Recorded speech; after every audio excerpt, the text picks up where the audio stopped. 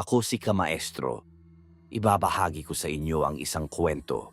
Hango sa totoong buhay, simulan na natin. Walang eksaktong taon. Siyudad ng Maynila. Nang mga panahon ito, nasa edad 25 itong si Marcos. Isang kilalang eksorsista ang binata. Nagsimula sa kanyang larangan sa edad na 18. Ngunit bata pa lamang, may mga nakikita na itong mga elemento na tanging ang mga tao lang na may bukas ang ikatlong mata ang may kakayahang makakita. Isinilang si Marcos na may espesyal na katangian. May kakayahan itong makipag-ugnayan sa mga nilalang sa kabilang dimensyon, maging sa mga nilalang mula sa impyerno, langit, ay nagagawa nitong makipag-usap. Dahil dito, nagkaroon siya ng isang kaibigan na itago na lang natin sa pangalang Drogo. Ang nilalang na ito ay hindi pangkaraniwan. Alam ni Marcos na hindi ito mula sa mundo ng mga tao. Ngunit ayaw ding magsalita ng nilalang kung ano ang totoo niyang pagkatao. Simula nang magkaisip itong si Marcos, palaging nakabuntot itong si Drogo. Bagaman hindi ito nakikita ng pangkaraniwang tao, nagagawa ng nilalang na ito na magmanipula ng isipan ng iba. Sa paglipas ng panahon, ginamit ng binata ang kakayahan sa pakikipag-ugnayan sa mga elemento. Nagsanay ito sa pagiging eksorsista at mas lalong nadagdagan ang taglay na kakayahan. Maliban sa abilidad na makipag-usap sa mga namatay, nagagawa na din ni Marcos na mag-utos at magpalayas ng mga nanggagambalang masamang espiritu. Isa sa mga naging sandigan ni Marcos ay ang guro at kaibigan na itago na lang natin sa pangalang Luciano. Higit na mas matanda ito kaysa sa kanya ng 5 taon. Mas marami na ang karanasan pagdating sa mga kaalamang espiritual. Si Luciano din ang nagturo sa binata kung papaanong gagamitin ang likas na kapangyarihan upang makatulong sa iba. Tandaan mo, Marcos, ang kapangyarihang taglay mo ay biyaya ng Panginoon. Kaya huwag kang maniniwala kapag sinabi ng mga tao na isa itong sumpa. Dahil hindi ka ilalagay ng Diyos sa ganitong sitwasyon kung wala siyang matinding dahilan at wala kang misyong dapat gampanan.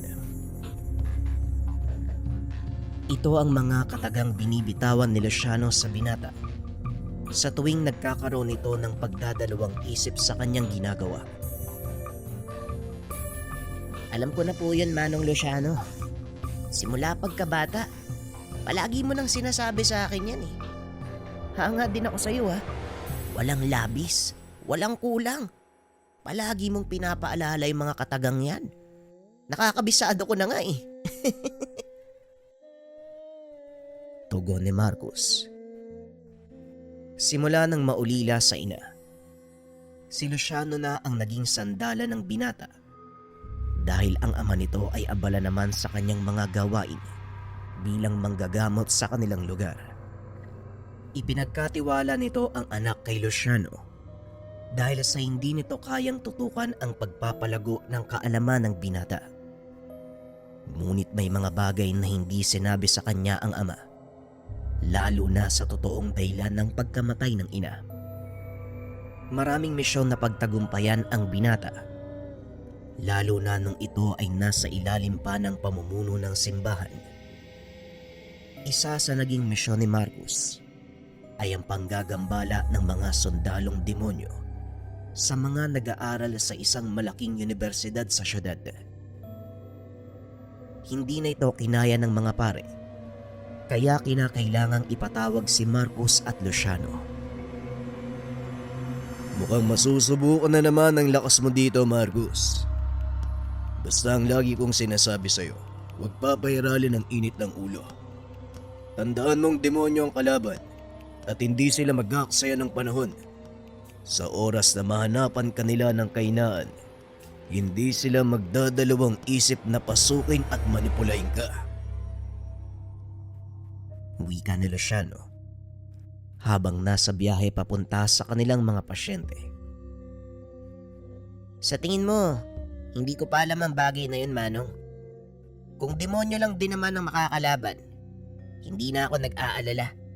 Dahil mas kilala ko pa sila kaysa sa likod ng palad ko. Tugon ni Marcus. Ilang sandali lang ay narating na nila ang universidad. Wala gaanong tao sa lugar dahil hapon na. Ang ilan sa mga estudyante ay nakauwi na. Dali-daling bumaba ng sasakyan si Marcus. Sinalubong naman ito ng dalawang guro. Kayo po ba yung pinatawag ng simbahan? Nasaan po ang eksorsista? Wika ng guro at napatingin si Marcus kay Luciano dahil bagya itong nainsulto sa tanong ng guro. Parang iniinsulto yata ako ng isang tumanong ah. Pabulong na wika ni Marcus. Yung ka na naman eh. Huwag mong bigyan ng kahulugan ng hindi nila pagkilala sa'yo. Kasi kung titignan ka, hindi ka naman mukhang eksorsista. Tugon ni Luciano. Kung titignan ang panglabas na anyo ng binata, hindi mo ito mapagkakamalang may kaalaman sa lihim na karunungan. Mahaba ang buhok nito na halos lumampas sa balakang. Punong-puno ng tattoo ang katawan. At sa unang tingin, mapagkakamalan pang libag lalo na sa leeg. Ngunit kung titignan mo itong mabuti, makikitang mga dasal itong nakasulat sa maliit na titik. Punong-puno ng mga tattoo ang katawan ng binata.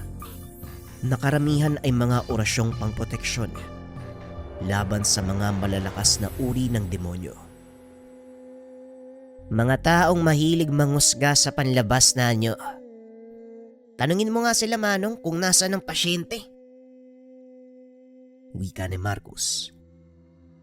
Matapos ay nagpatuloy na itong maglakad papasok sa pasilyo ng paaralan. Akmang pipigilan pa sana siya ni Luciano. Tila huminto ang oras. Lumabas mula sa dingding ang isang nilalang. Kung titignan ay malaulo ng dragon. May katawan ng tao.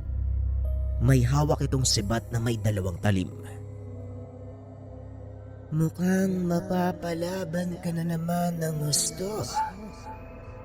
Hindi naman kaya lalong sumama ang lagay mo, Marcos. Mapapadali ang sundo ko sa'yo papunta sa impyerno. Wika ng nilalang. Naitago na lang natin sa pangalang Drogo. Isa itong demonyong nakabuntot kay Marcus simula nang magkaisip ang binata.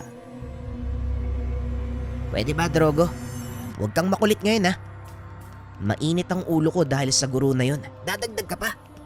Baka naman gusto mo ikaw ang ipadala ko sa langit. Tugon ni Marcus.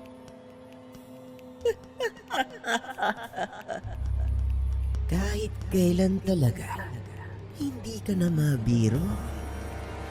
Bueno, naparito ako para bigyan ka ng babala. Ang mga nilalang na nasa loob ng silid na yan, gutom pa sa pinakagutom na mga leyon. May kung sinong nagpakawala sa kanila sa mundong ito. Hulaan mo kung ano ang kanilang intensyon.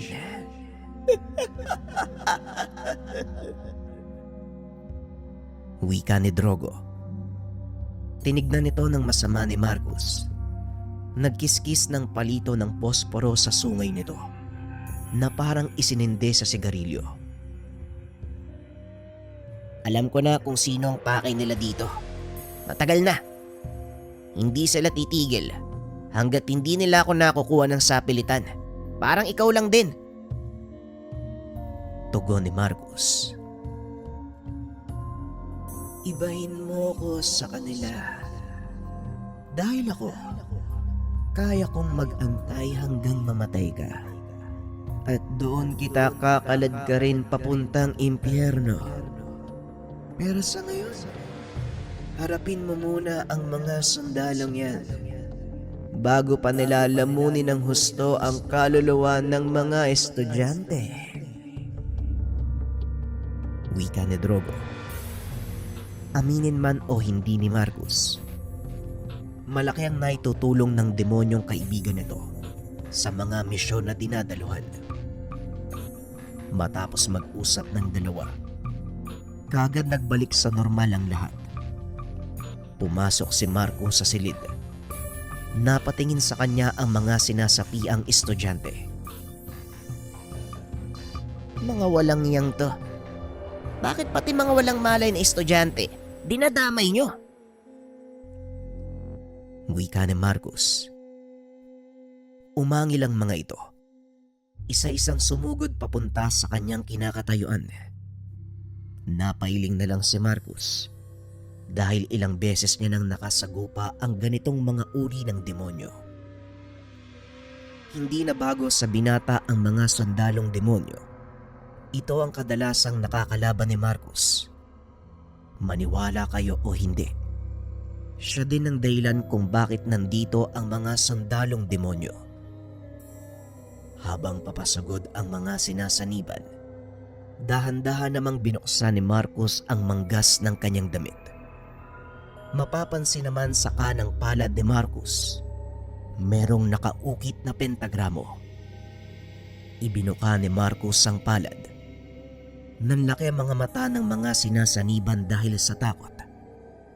Binuksan ni Marcus ang lagusan, pabalik sa impyernong pinanggalingan ng mga ito. Isa-isang nagsipagpasukan ang mga nilalang, hanggang sa iilan na lang ang naiwan.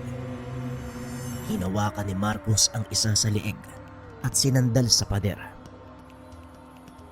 Hindi ba sinabi ko sa inyo na huwag na kayong babalik sa lugar na to? Bakit ang hirap niyong kausapin? Wika ni Marcus. Hindi kami titigil hanggat hindi ka nagiging sabit. Ito ang kautusan ng iyong totoong ama. Tugon ng hawak-hawak na sundalo. Matapos itong sumagot, inihagis ng binata ang nilalang papasok sa lagusan at kagad itong isinara. Hindi naman nakapagsalita ang guro, lalo pat nakita nitong maayos na ang kalagayan ng pasyente. Tara na Manong, tapos na ako dito. Wika ni Marcus. Napanganga ang dalawang guro dahil sa bilis ng pangyayari. Tinanong pa ng mga ito kung sino ang lalaking iyon.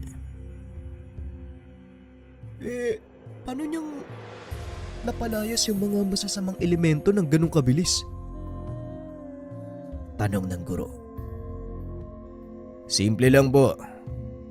Dahil ang taong nakatayo sa harapan niyo, walang iba kung hindi si Marcus, ang anak ni Rodrigo.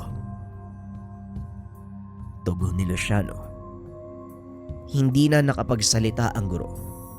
Nagpasalamat na lang ang mga ito at kagad na ding tumuloy sina Marcus. Habang nasa daan pa uwi, hindi pa rin maiwasan ni Marcus na isipin ang sinabi ng sundalong demonyo. Manong, ano po bang dahilan bakit ako'y nahabol ng mga sundalo? Tanong ni Marcus. Ilang beses ko na rin yung pinaliwanag sa'yo. Ang kaluluwa mo ay espesyal. Sa pamamagitan nito, maaari silang magkaroon ng hindi napapatid na tulay papasok at palabas ng impyerno. Wika ni Luciano. Ano namang espesyal sa kaluluwa ko? Kung talagang ganun yung tingin nila sa akin, bakit hindi sila magpadala ng mas malakas na kalaban? Tugon ni Marcus. Yan din ang hindi ko maunawaan, Marcus. Pero wag mo munang isipin yan sa ngayon. Ang mahalaga, nagagawa mo silang pigilan at nakakapagligtas ka pa din ng mga buhay. Ito naman ang totoong dahilan kung bakit ka nandito sa mundo, hindi ba? Tugon ni Luciano. Ito ang laging kasagutan ni Luciano sa mga tanong ng binata. Ngunit lingid sa kaalaman ni Marcus na may mas matinding dahilan kung bakit siya hinahabol ng mga demonyo. Pagdating sa kanilang tahanan, nagpahinga ang binata habang si Luciano naman ay naghahanda ng kanilang makakain. Hindi na malaya ni Marcus na nakaidlip na siya. Gaya ng dati, dinalaw na naman ito ng hindi magandang pangitain sa kanyang panaginip. Ito ay tungkol sa isang babae na may suot na medalyon. Sa panaginip ni Marcus, palagi itong humingi ng tulong sa kanya at sinasabing kunin ang medalyon. Simula pagkabata ay palagi niya na itong napapaginipan. Ngunit walang pinagsabihan ng binata lalo na kay Luciano. Kaso nga lang habang tumatagal, lalong nagiging malinaw ang panaginip ni Marcus. Nang mga sandaling iyon, nakikita nito ang sariling nakatayo sa hindi pamilyar na lugar. Gawa sa nagbabagang bato ang paligid at punong-puno ng sigawan ang mga nahihirapang kaluluwa. Unti-unting napagtatanto ng binata na ang lugar na yon ay impyerno. Habang nasa lugar, nakikita ng binata ang napakalaking kulungan na ang rehas ay gawa sa makamandag na ahas. Sa loob nito, isang babae ang nakaupo habang paulit-ulit na humingi ng saklolo sa kanya. Suot ng babae ang isang gintong medalyon na inaabot nito ang kamay sa binata at paulit-ulit na sinasabi ang mga kataga. Kunin mo ang medalyon, Marcus. Hindi dapat mapasa kamay ng demonyo ang gamit na to. Sa tuwing aabutin ng binata ang kamay ng babae, kagad itong hinihila pabalik sa realidad. Napapasigaw na lang ito na lagi namang nagpapagulat kay Luciano. Ano bang nangyayari sa iyong bata ka? Bakit bigla ka na lang sumisigaw? Bueno, yaman din lang, gising ka na. Tumuyo ka na dyan nang makakain na tayo. Wika ni Luciano. Alam nito na darating ang panahon na hindi niya na matatakasan at mapapagtakpan ang mga sekretong iyon. Kaya naisip niyang sabihin na ang katotohanan tungkol sa ina ni Marcus. Matapos kumain, pinapunta ni Luciano ang binata sa loob ng aklatan ng kanyang ama. Doon ipinakita ang isang kahon na puno ng litrato ng mga taong hindi kilala ng binata, maliban na lang sa larawan ng isang lalaki. Ang lalaking to, tatay mo si Rodrigo. At itong babae naman, si Marieta. Siya ang iyong ina. Wika ni Luciano. Nanlaki ang mga mata ni Marcus nang pagmasdang mabuti ang babae sa larawan. Napagtanto nito na ang babaeng nakikita sa panaginip at ang nasa litrato ay iisa. Sigurado kang siya ang nanay ko, Manong? Tanong ni Marcus. 100%, Marcus.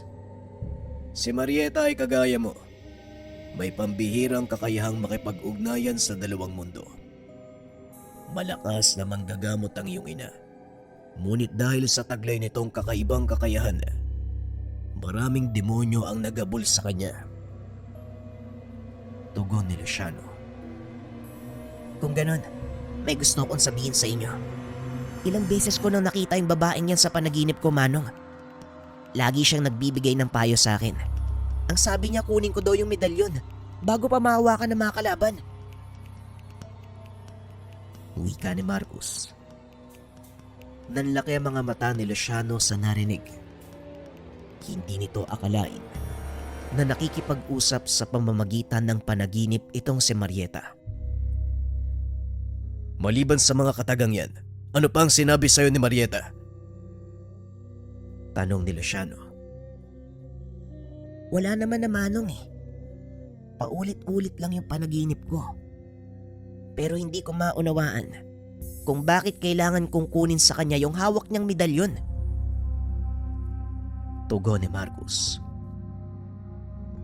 Nang mamatay ang iyong ina, may ilang gamit itong dinala sa hukay sa kadahilanang hindi ito maaaring mapa sa kamay ng iba.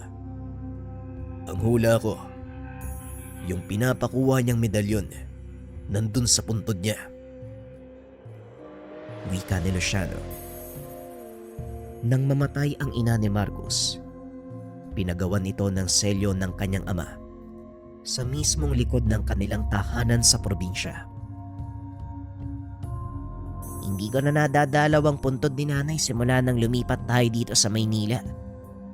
Siguro, oras na din para puntahan natin siya. Tugon ni Marcus. Ngunit mahigpit na tumutol si Luciano. Pasensya na, Marcus, pero hindi kita papayagang bumalik sa lugar na yon. Marami ang naghahangad ng buhay ng inyong angkan dahil na din sa mga taong nakabangga ng iyong ama. Wika ni Luciano. Wala naman akong pakialam sa kanila eh. Alam kong gustong gusto nilang ubusin ang lahi namin. Ito nga ang dahilan kung bakit napilitan kaming lumipat sa syudad eh. Pero siguro naman sa pagkakataong to, kaya ko na silang labanan. Tugon ni Marcus. Kung sa bagay, may punto ka nga naman. Malaki na ang pinagbago mo simula nang umalis tayo sa baryong yun. Siguro tama lang na muli tayong bumalik sa lugar kung saan ka talaga pinanganak. Wika ni Luciano. Nang mismong gabing yun, naganda ang dalawa para maglakbay. Kinabukasan, maagang nagpunta ng terminal ng tren ang dalawa. Kinuha ang pinakamaagang biyahe. Hindi lubusang maisip ni Marcus na babalik sila sa isinumpang lugar ng kanyang ama. Tandang-tanda nito ang pangyayari nung mga panahong pinalaya sila ng mga tao sa lugar. Hindi ba marami na ding naitulong si tatay sa mga tao sa probinsya natin? Bakit ginusto pa din nilang palayasin tayo sa lugar? Tanong ni Marcus. Dahil sa inggit, Marcus. Maraming naimpluwensya ng iyong ama dahil na din sa kakaiba nitong kakayahan. Kaya kinainggitan siya ng mga tao. Maliban kasi sa pagiging manggagamot ni Rodrigo, isa din siyang sigbinan.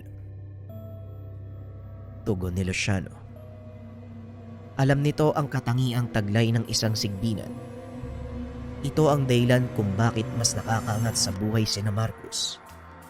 Bagay na labis kinainggitan ng mga tao. Hanggang sa naisipan ng mga taong agawin kung ano ang meron si Rodrigo. Wala namang pagdadalawang isip na ibinigay ng kanyang ama ang ari-arian sa mga tao. Ngunit nakiusap ito na huwag papatayin ng kanyang asawa na noon ay nagdadalang tao sa kapatid ni Marcus. Hindi naman umimik ang binata. Salip ay patuloy itong nakikinig sa mga kwento ni Luciano. Hanggang sa hindi nito namalayan, nakarating na pala sila sa paroroonan. Alam kong pamilyar sa'yo ang lugar na to. Ayun o, yung dati mong palaruan.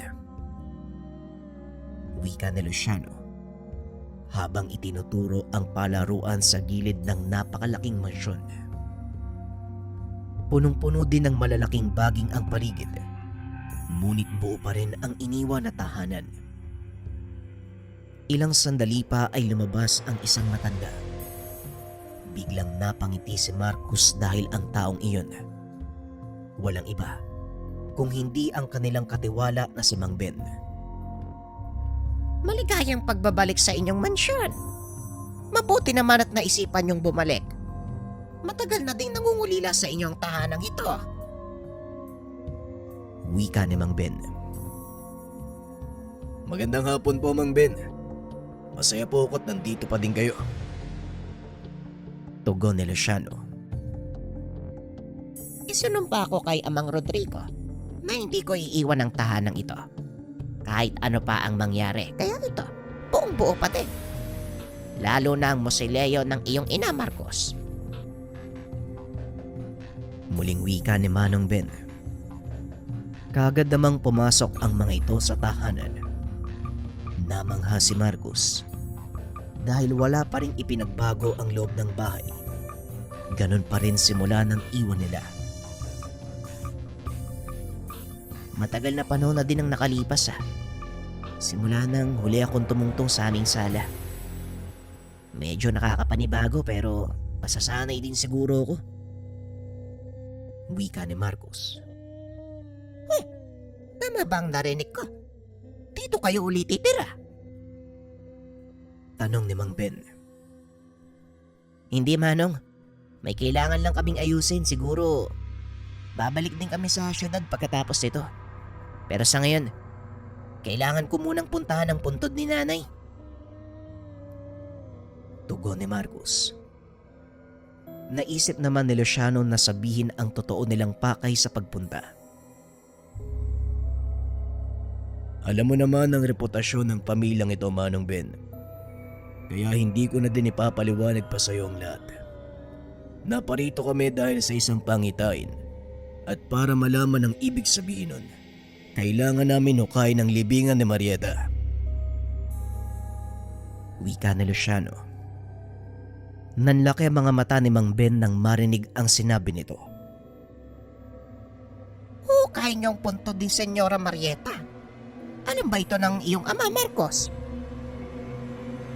Tanong ni Mang Ben. Walang alam ang aking ama sa gagawin namin, Manong. At kahit naman malaman niya, wala din siyang magagawa. Dahil alam kong kahit siya, binabagabag din ang kanyang konsensya. Wika ni Marcos. Tumangulang sa Mang Ben bilang tugon. Matapos ay inaya ang mga itong kumain. Ang mabuti pa kumain na muna kayo. Saka natin pag-usapan ang bagay na yan pagkatapos ng merienda. Wika ni Mang Ben. Matapos kumain ay kagad na ding tumungo ang tatlo sa puntod ng ina ni Marcos. Napapaligiran ito ng makapal na baging. Ngunit ang pinakaloob nito ay nananatiling malinis. Akmang bubuksan na sana ni Marcos ang masileo nang bigla siyang nakaramdam ng napakalakas na enerhiya na bumabalot sa paligid. Nilagyan pala ni tatay ng proteksyon ng lugar na ito. Hindi ko magawang hawakan kahit yung pinto lang. Wika ni Marcos. Alam kong alam mo ang susi para makalas ang proteksyon na yan, Marcos, kaya gawin mo na. Tugon ni Luciano. Itinuro na ito sa kanya ng ama.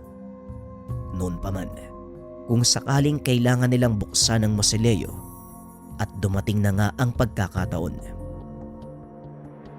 Inusal ng binata ang sinasabing orasyon para ibaba ang depensang inilagay ng kanyang ama. Ilang segundo lang ang nakalipas. Bumaba na ang depensa sa lugar. Pumasok si Marcos. Pumunta sa mismong puntod ng ina. Akmang sisimulan na nito ang paghuhukay nang bigla itong pigilan ni Mang Ben. Ay, sandali lang, iho. Hindi natin kailangang hukayin ang libingan ng iyong ina. Dahil nakatago ang mga naiwan niyang gamit sa iwalay na sisidla. Wika ni Mang Ben. Matapos ay binuksan nito ang isang sekretong sisidlan sa gawing paanan ng puntod. Doon ay tumambad kay Marcos ang isang lumang kahon. Nakaselyo pa ito gamit ang mga sinaunang papel na may nakasulat na dasal. Hindi naman ito naging problema para sa binata dahil alam niya kung paanong kakalasin ang mga selyong iyon. Matapos kalasin ang mga selyo, binuksan ni Marcos ang lumang kahon. Sa loob nito, may maliit na itim na sisidlang gawa sa tela. Dali-dali niya itong kinuha at nang sandaling hawakan niya ang sisidlan, biglang huminto ang oras at muling nagpakita si Drogo.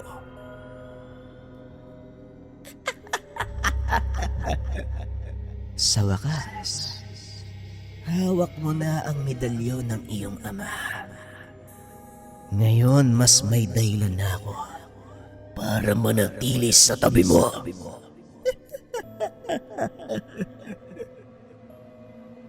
Wika ni Drogo. Nandito ka na naman. Alam mo, Drogo, minsan naiinis na ako sa biglang pagsulpot mo ah. Ano bang ibig mong sabihin? Tanong ni Marcus. Ang medalyon na yan, isang uri ng sagradong gamit na pagmamay-ari ng kalangitan. At sa oras na gamitin mo ito, magiging malakas ang kapit mo sa kanya. At mawawalan ako ng pagkakataong kaladkarin ka papunta sa impyerno. Muling wika ng demonyo. Sa madaling sabi, natatakot ka. Tanong ni Marcus. Sabihin na lang natin na naninigurado lang ako. Ipinangako ng iyong ama ang kaluluwa mo sa akin. Kaya hindi naman ako makakapayag na mauwi sa wala ang matagal kong pag-aantay. Muling wika ni Drogo. Kagad binuksan ni Marcus ang sisidlan upang makita ang laman nito. Nanlaki ang mga mata ng binata nang masipat na ito nga ang medalyong ibinibigay ng kanyang ina.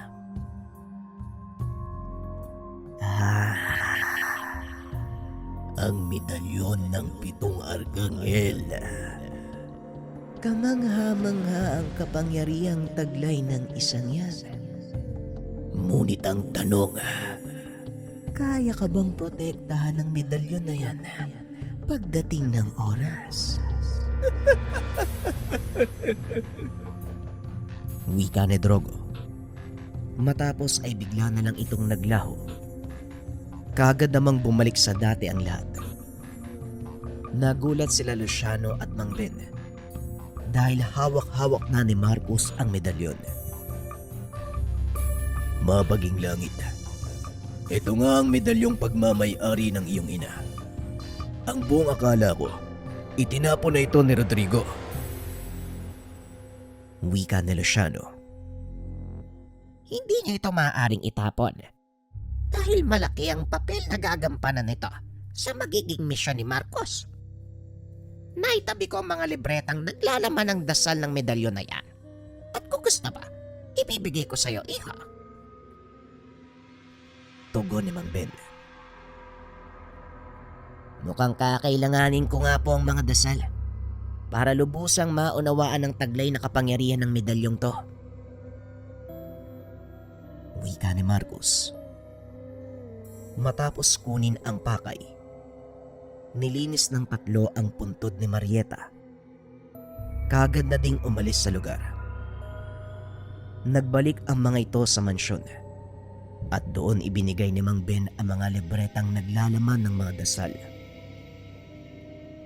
7 itim na libreta ang inabot sa kanya ng matanda. Bawat isa sa mga ito naglalaman ng dasal at mga katangian ng orasyon. Kalakip ng mga ito ay dasal na pangproteksyon, pagpapalayas ng masasamang elemento, panglaban sa tigalpo, pagpapagaling sa may sakit, at marami pang iba. Ngunit sa lahat ng mga nabanggit ang pinaka nagustuhan ni Marcus, ang kaalaman kung paanong tatawagin ang gabay ng medalyon. Aba, mukhang magandang isang yan .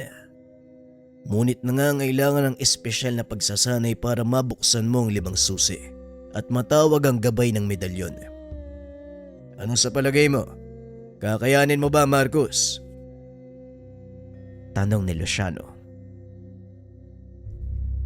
Kayo na din po nagsabi. Lahat ay may tamang pagkakataon. Kung nangangailangan ng mahabang panahon para sa pagsasanay, walang problema sa akin. Tugon ni Marcus habang iniisa-isa ang mga libreta. Tama nga naman ang binata. Nakaabot na siya sa antas na ito. Kaya alam kong wala ng dahilan para hindi maintindihan ni Marcos ang mga nakapaloob sa libreta. Wika ni Manong Ben. Ginugol ni Marcus ang buong araw sa pag-aaral ng mga nakasulat. Nasorpresa naman ang mga kasama. Kinabukasan, sinubukang pagganahin ng binata ang mga dasal. Nakaupo lang si Mang Ben at Luciano sa pasilyo habang pinagmamasdan ang binata. Parang naglalaro lang ito sa bakuran. Nagbalik naman kay Mang Ben ang alaala nung kabataan pa ni Marcus kasama ang kanyang ina.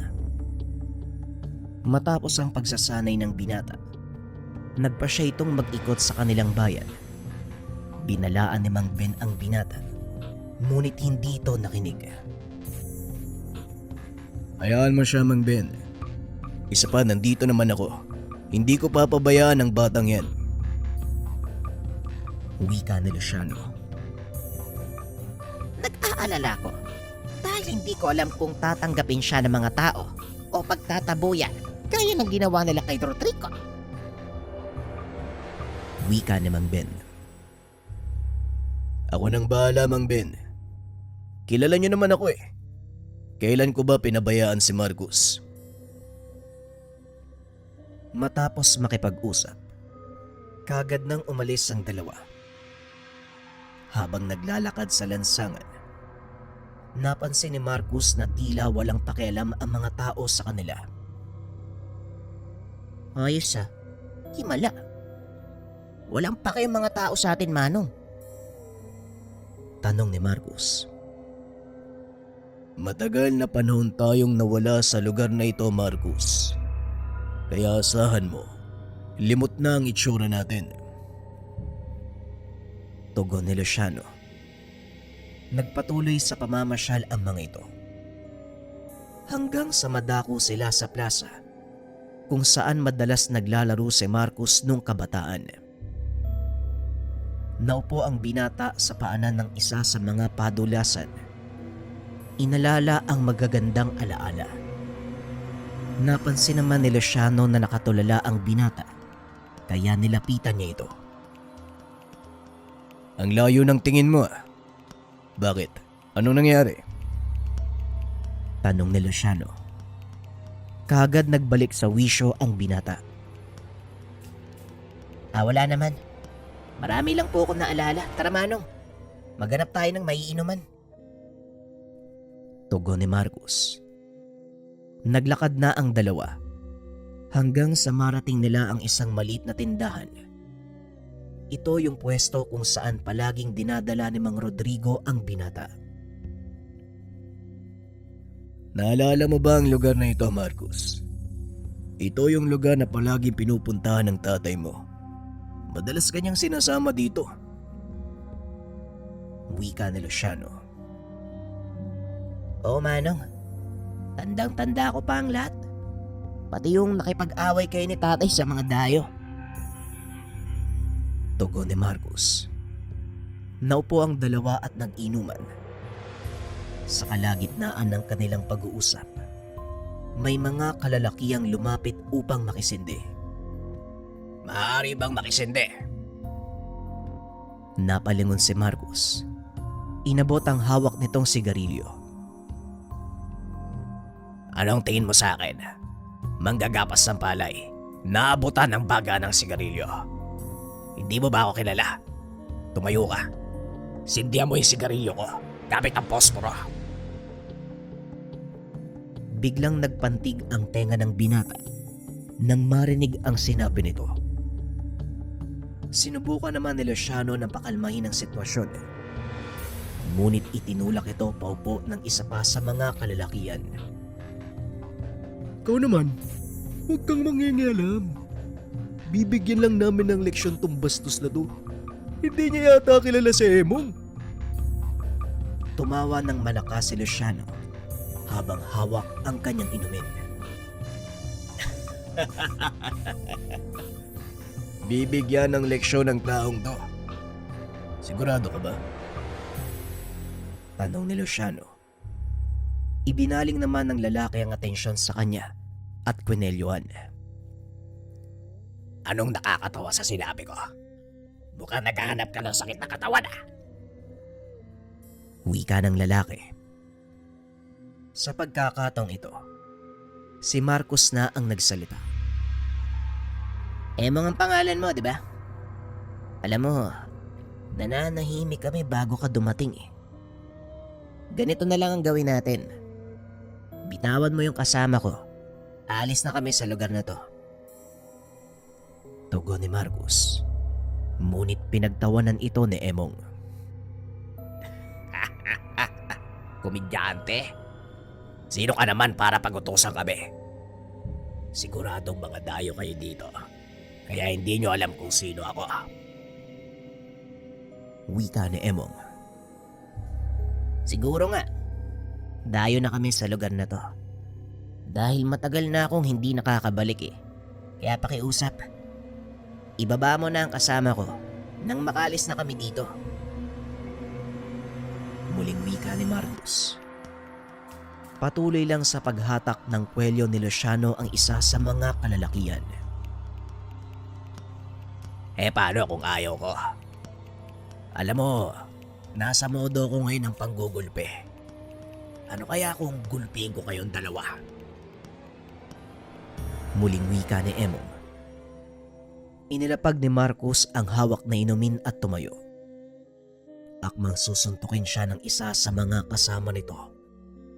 Nang biglang iharang ng binata ang kamay sa kamao ng lalaki. Nanlaki ang mga mata nito. Dahil hindi pa man naglalapat ang kanilang kamay. Tila may kung anong nakahawak at tinutulak siya palayo. Huh? Anong ginagawa mo? Bakit parang? Hindi na nito naituloy ang sasabihin dahil biglang inihagis ni Marcos ang kanyang kamay dahilan para tumama ito sa haliging gawa sa kahoy. Isang beses pa. Bitawan mo ang kasama ko kung ayaw mong pulutin ka sa labas ng tindahan ng walang malay. Muling wika ni Marcos. Ngunit hindi nakinig ang lalaki. Muli itong sumugod papunta sa binata. Dahil naalibadbaran na ito, sinalubong siya ni Marcos ng malakas na suntok. Ikaw naman, kung ako sa'yo, bitawan mo na ako. Dahil hindi magdadalawang isip yung kasama ko. Napatayin ka sa oras na masaktan ako. Wika ni Luciano. Nang lingunin ng lalaki si Marcos, naglalakad na ito papunta sa kanyang kinakatayuan.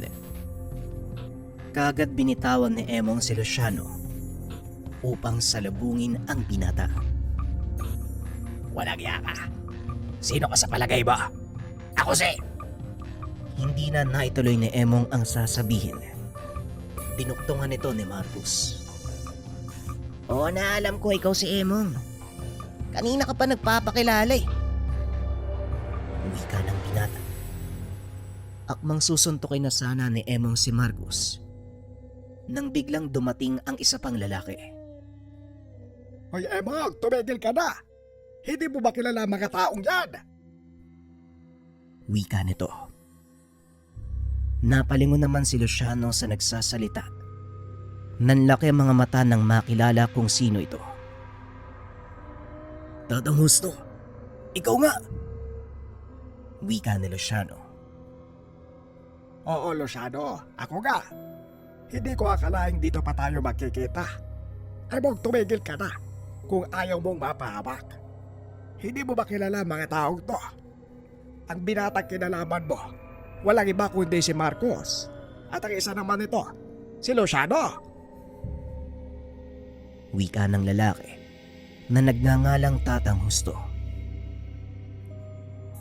Marcos, ang anak ni Mang Rodrigo. Boy pa pala kayo. Tugon ni Emong. Talaga bastos yung bukaka mo. Wala kang utang na loob. Alam mo bang kung hindi dahil sa tatay ng binatang kinakalaban mo ngayon, wala ka na din sa mundong to. Wika ni Tatang Husto. Ngunit sadyang matabil ang bunganga nitong si Emong. Mayanggana ng pagtanaw ng utang na loob, Tatang Husto. Nang mga panahong itinakwil tayo ni Bang Rodrigo, natapos na ang pagtanaw ko ng utang na loob sa kanya. Tugon ni Emong sabay alis. Ngunit bago pa man ito makalabas ng tindahan, nagbigay ito ng babala kay Marcos. Hindi pa tayo tapos. Kumanda ka dahil sa susunod nating pagkikita.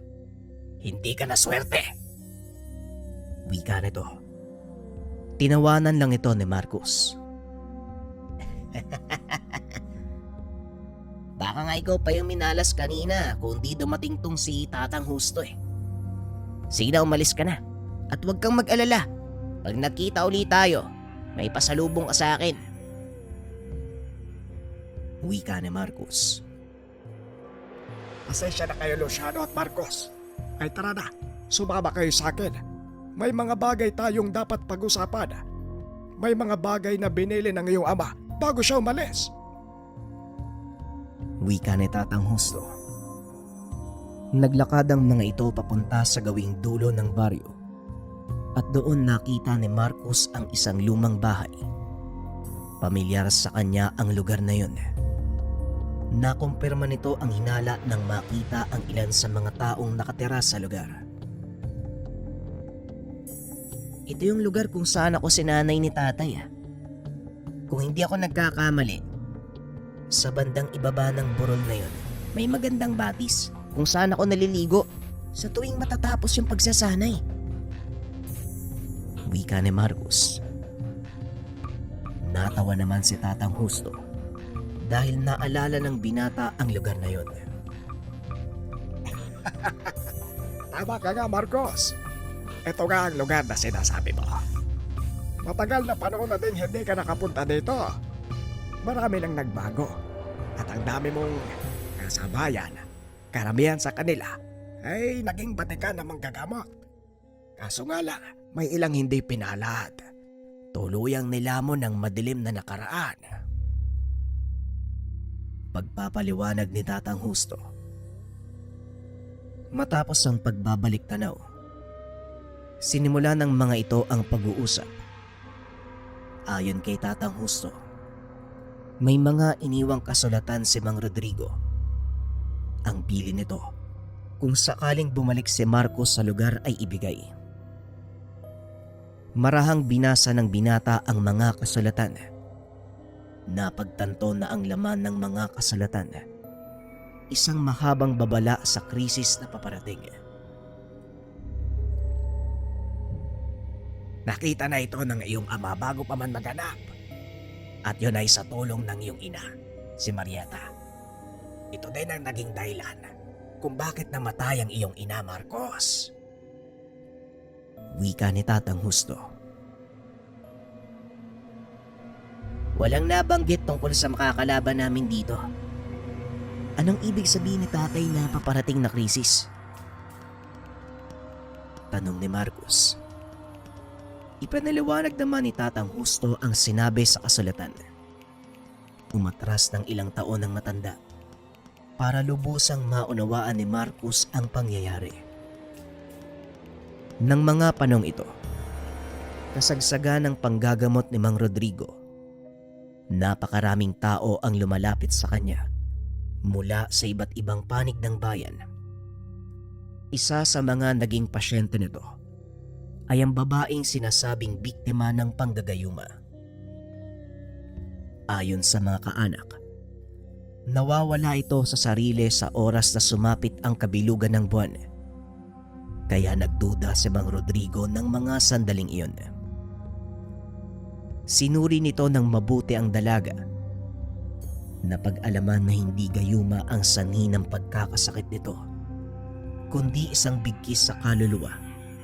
Sa madaling sabi, minarka nito ng isang tao para maging alay sa gagawing ritual. Sinubukang hulihin ni Mang Rodrigo ang may kagagawan. Nagtagumpay naman ito. Nagawa niyang paaminin ang tao. Ayon dito, isang kulto ang may hawak sa kaluluwa ng dalaga. Inihahanda nila ito para sa gagawing pag-aalay sa kinikilalang Diyos. Dahil maling paniniwala, pinigilan ito ni Mang Rodrigo. Nagawa niyang talunin ang ilan sa mga kasapi. Ngunit sa kasamaang palad may ilang nakaligtas. Nagbanta na babalik upang magigante. Hindi naman ito binigyan ng pansin ni Mang Rodrigo. Ngunit sa kasamaang palad, tinutuon ng mga kasapi ang kanilang banta. Nagawa ng mga itong matuntun ang kinaroroonan ni Mang Rodrigo at ng asawang si Marieta. Ilang buwan pa lang si Marcos ng mga sandaling iyon. Kaya naman naisip ni Rodrigo na ilayo na lang sa lugar ang mag-ina. Hindi rin lubusan akalain ni Mang Rodrigo na napakalakas ng kalaban at nagawa nitong magtanim ng sumpa sa ina ni Marcos. Dahilan para unti-unti itong manghina hanggang sa tuluyang mamatay. Hindi na nagawa pang tugisin ni Mang Rodrigo ang may gawa nun sa kanyang asawa. Ngunit nag-iwan ng propesiya ang mga ito na maaaring makaapekto sa kanilang mundong ginagalawan. Ang biglaang pagkawala ng iyong ama ang siyang dahilan kung bakit muling lumakas sa mga kalaban sa baryong to. Ay sa ngayon, hindi niyo pa sila nasisilayan dahil ilang araw pa lang kayo. Pero kung hindi ako nagkakamali, dahil sa nangyari kay Emong, lalong mapapabilis ang pagpunta nila dito. Lalo pat nabalitaan nilang buhay si Marcos. Wika ni Tatang Justo. Hindi namin maunawaan kung ano talaga ang balak ng mga kalaban. Kaya hayaan mo kaming tuklasin ang totoo nilang pakay. Maraming salamat, Tatang Justo. Dudulog na lang kami sa sandaling magkaroon ng hindi pagkakaunawaan. Wika ni Luciano. Pagdating sa tahanan ay muling binuksan ni Marcos ang mga naiwang propesiya ng ama. Pero wala talagang nabanggit tungkol sa kakaharapin nilang kalaban. Mukhang mangangapa tayo sa dilim nito, Manong ah. Hindi natin alam kung anong kalaban natin. Buti sana kung tao lang eh. Pero kapag elemento, lalo na demonyo, baka mahirapan tayo, Manong. Lalo pat ilan lang tayo. Wika ni Marcos. Alam ko ang kinakatakot mo, Marcos. Pero huwag kang mag-alala. Siguradong malilinawan din ang lahat. Magtiwala ka lang. Tugon ni Luciano. Ilang araw ding binalibaliktad ng binata ang kasulatang iniwan ng ama. Ngunit sadyang wala itong makita. Hanggang sa nagpa siya itong itigil muna ang ginagawa at aliwin ang sarili sa baryo. Sa pagkakataong yun, mag-isa lang si Marcos na pumunta sa dating lugar. At gaya ng inaasahan, muling nag-cruise ang landas nila ni Emong. Anong sinabi ko sa'yo ilang araw na nakakalipas? Hindi ako nagkamali, di ba? Magkikita tayo uli. Wika ni Emong. Oo, sinadya ko magpakita sa'yo. Dahil may mga katanungan ako na tanging ikaw lang ang maaaring makasagot. Tugon ni Marcos. Katanungan. Sa tingin mo, sino ka para sagutin ko ang lahat ng mga tanong mo? Tugon ni Emong. Walang pagdadalawang isip itong sinuntok ni Marcos. Dahilan para tumilapon ito palabas ng tindahan. Ngayon, kung hindi pa sapat ang suntok na yan bilang kasagutan sa tanong mo, sige, tumayo ka. Nang malaman natin ang karakas mo, pinagbigyan lang kita ng una eh. Dahil na din sa respeto ko kay Tatang Justo. Wika ni Marcos. Marahang tumayo sa Emong. Akmang susugod na sana. Nang biglang huminto ang oras, nagpakita si Drogo.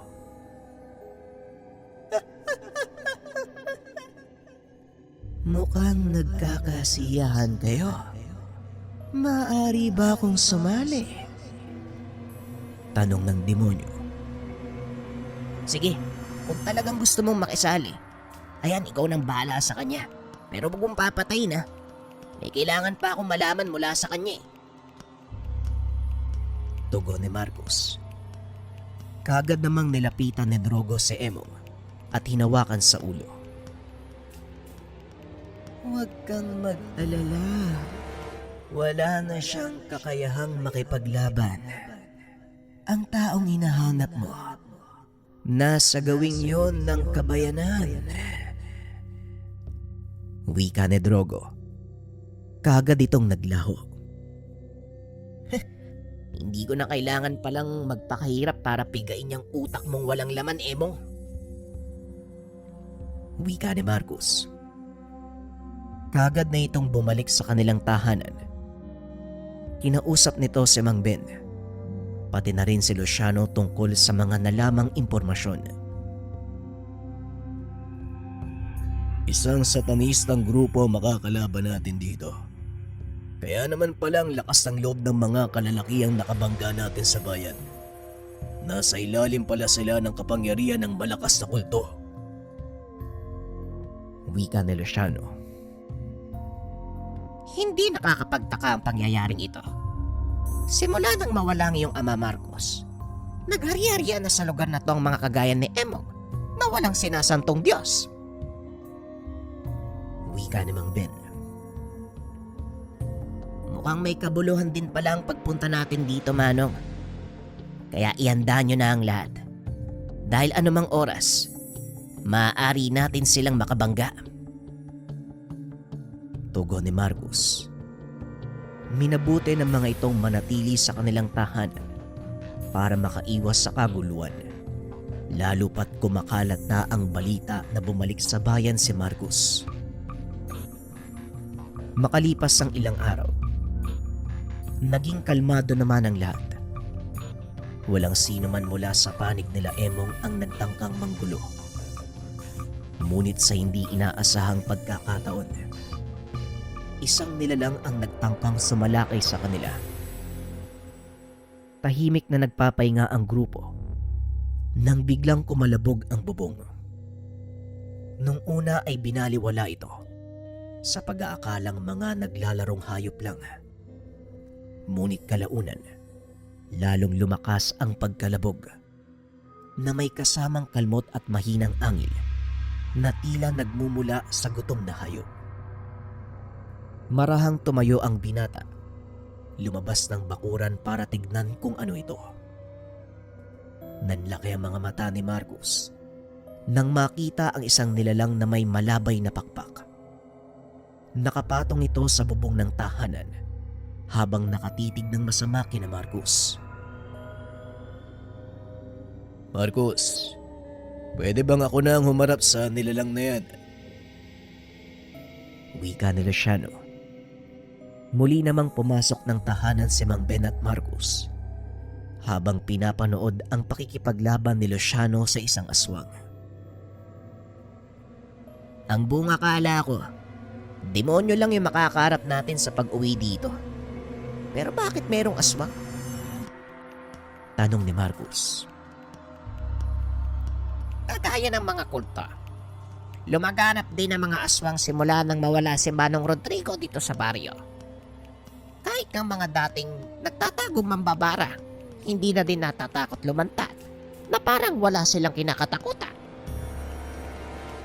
Wika ni Mang Ben. Hindi ko pa nasusubukan makipaglaban sa isang mambabarang. Sana lang magkaroon tayo ng pagkakataon. Wika ni Marcos. Simula nang malipat ito sa syudad, hindi na nagkaroon ng pagkakataong magkaroon ng inkwentro ang binata sa mga mambabarang at mangkukulam. Puro sapi at panlalaro ng engkanto ang kasong hinahawakan niya sa syudad. Mabuti na din at nakauwi kayo dito sa atin. para muling matauhan ng mga mambabarang na yan at nang hindi na maputol pa ang inyong saling lahi. Wika ni Mang Ben. Yan din po ang kailingan ko, Manong. Gusto kong makasagupa ang isang malakas na mambabarang para malaman ko kung hanggang saan yung hangganan ng kakayahan ko. Kung nagustuhan nyo yung kwento mga kabayan, comment lang tayo ng #upload nyo na yan. Promise to kapag umabot tayo ng 1,000 likes, tapos 1,000 comments, upload ko kagad yung next episode. Makakatulong kasi yun para mas lalong magkaroon tayo ng engagement sa channel. Muli, 1,000 likes, 1,000 comments, upload ko kagad yung susunod na part. Salamat.